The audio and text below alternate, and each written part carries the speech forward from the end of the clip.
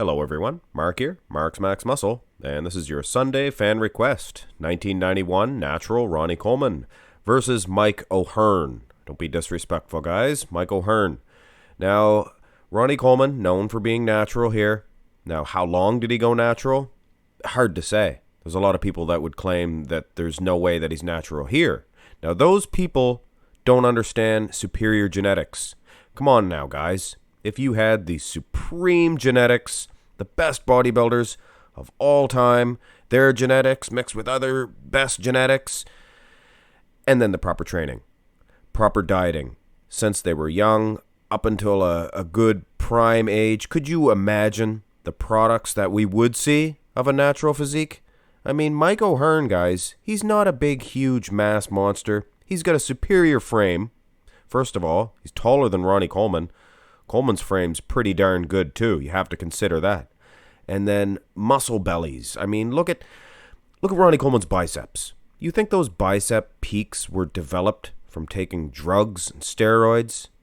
If that was the case, all the guys in the IFBB now, and everybody in bodybuilding would have big giant peaks that were not synthol. Obviously, you can tell that these are not synthol peaks.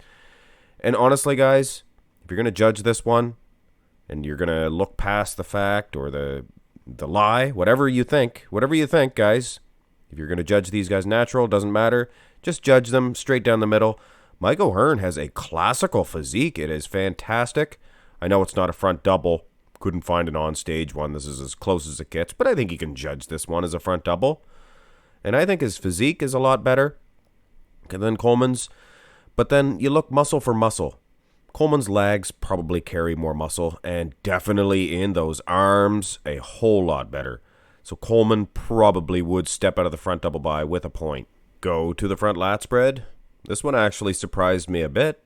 I thought with the guns taken out of the equation, Mike O'Hearn might have an edge. But clearly, Ronnie Coleman is a superior bodybuilder. The legs on Mike O'Hearn are fantastic for I don't want to call him a non-bodybuilder, but you know what I'm saying, guys. He's, for his fame, he's just as famous or more famous than a lot of the open-class bodybuilders that are competing now. And that says a whole heck of a lot for Mike O'Hearn, guys. You got to give him his due. You got to give him some credit. You know what I'm saying, guys? Whether he's natural or whether you don't believe that he is, or if maybe he's not. I don't know. That's the thing, guys. You don't know either. Mike O'Hearn knows, and I'm not going to call him a liar. Definitely not going to call Ronnie King Coleman a liar. I mean, you consider how much bigger he got here in this front lat spread. But still, look at the classical lines. These guys are pretty even as far as that's concerned. I mean, sure, Mike's a little taller, but structurally, pretty even. But then you look close, look at the detail. Nobody dieted as hard as Ronnie Coleman. He liked to lift heavy, and he liked to diet just as hard and heavy as he lifted.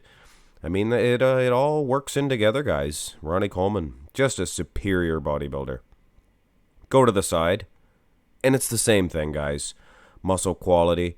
Now, at this point, this is not 1991. I apologize if I had used all the 91 pictures for Ronnie Coleman.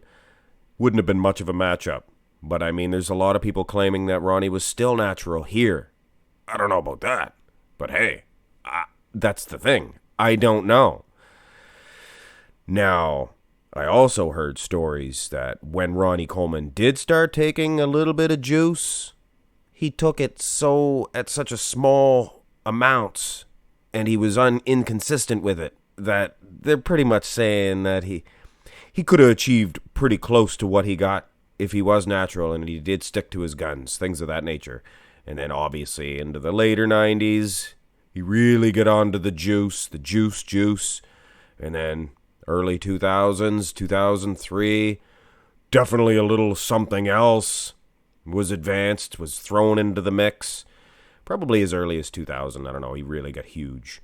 But anyway, guys, superior bodybuilder, there's no matchup here. Turn around, and this is, I believe, a 1995 Ronnie Coleman. Obviously, he was on the juice by then. Superior back development. Too bad we didn't have an earlier on back shot. You can't find any back shots that aren't rusty old screenshots. I mean, you can go into the YouTube and take a screenshot, Ronnie Coleman's back. But I don't think that's worthy of you guys to show to you guys. You guys click onto these videos to see good quality pictures and maybe the odd bad call every once in a while. Big Rammy versus Phil Heath. You guys know what I'm talking about. Hey, listen. First of all, 2013 Phil Heath. I never once said that was the greatest bodybuilder of all time. I remember doing a matchup between 2011 Phil Heath.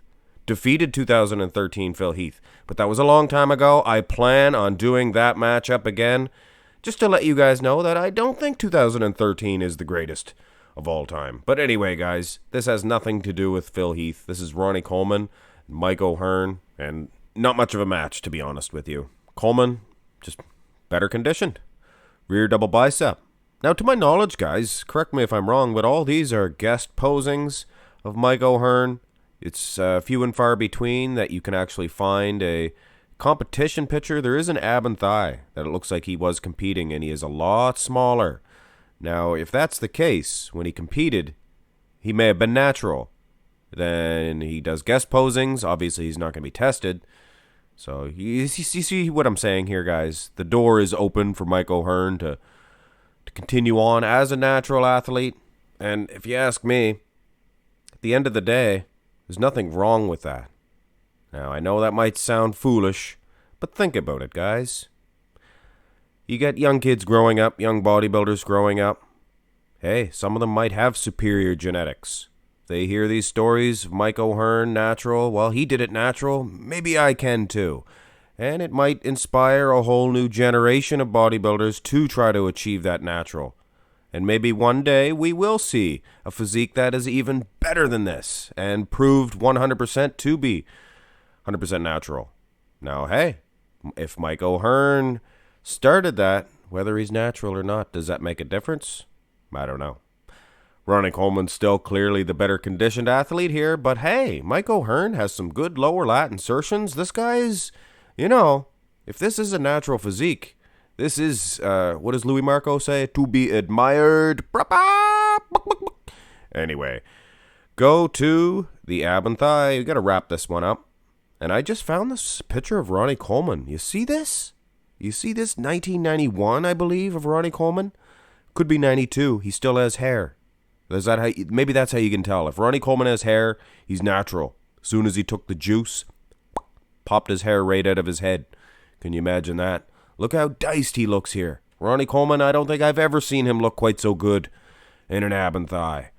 Not only is he better than Mike O'Hearn as far as the muscle is concerned, but he is much more conditioned, much more ripped. But hey, guys, this is Ronnie Coleman versus a guy that's never been on the Olympia stage.